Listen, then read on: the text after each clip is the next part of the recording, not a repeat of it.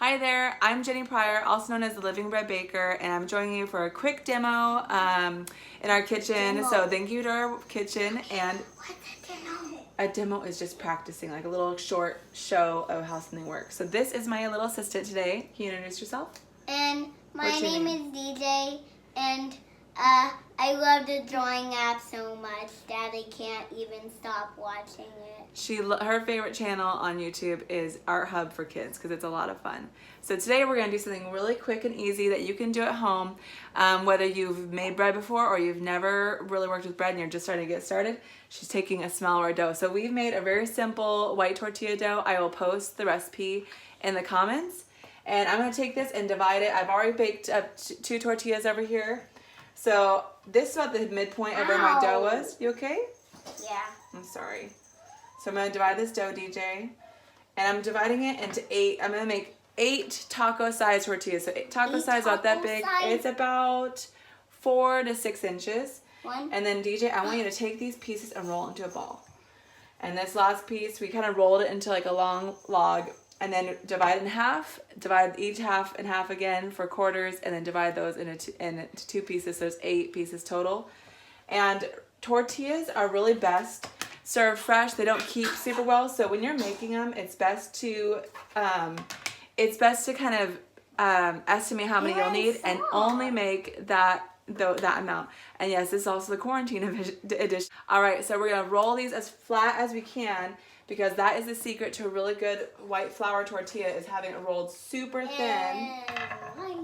And usually it's, sometimes the kids can get it that thin. I mean, you want it so thin that I'm not sure if you can see, but you should be able to see, you should be able to see through it. So if you put this over a book, you should read the words through the dough. Oh, how do you whistle? Oh, practicing your whistle. Okay. So my tortilla, this is nice and thin. DJ, want to work on yours? So I can see my hand through it. It's very, very thin. I mean, that's how thin it is. Now I'm going to put this on a preheated cast iron skillet. You can use a different skillet at home, but you want it to be nice and hot and preheated. If the temperature is too low, you will have a tortilla that's dried out and has to take too long to cook, so it really gets dry and crunchy. But so you want it nice and hot, so that it should only take like 30 seconds to get the bubbles that we're looking for. So I don't know if you can see it, so I'll hold it up to the camera. Okay, this is what we're looking for, is those bubbles on there. And so it's almost ready to flip right now. So this is how it looks after it's been flipped. I'm gonna cook it just for about 30 more seconds. And then for tortillas, for them to taste the best and have the best texture, they need to be left in a steamy environment. And again, they're usually the best that first day. After that, they get dry.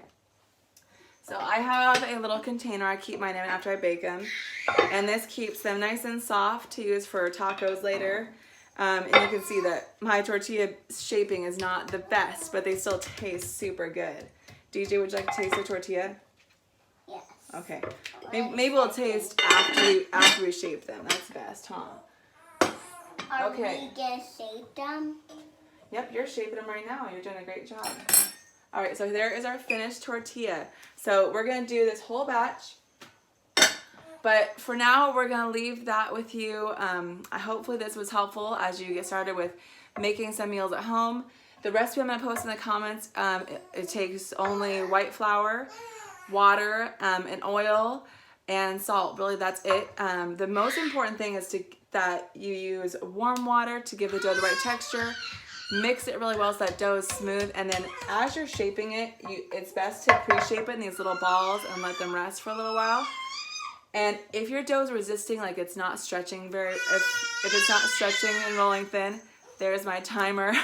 Then give it a minute to rest, to walk away, come back, try again. All right. Well, it is time for us to go, but thank you for joining us here. All right, say bye. Bye. Bye. And don't forget, my name is DJ. We'll see you later. Bye.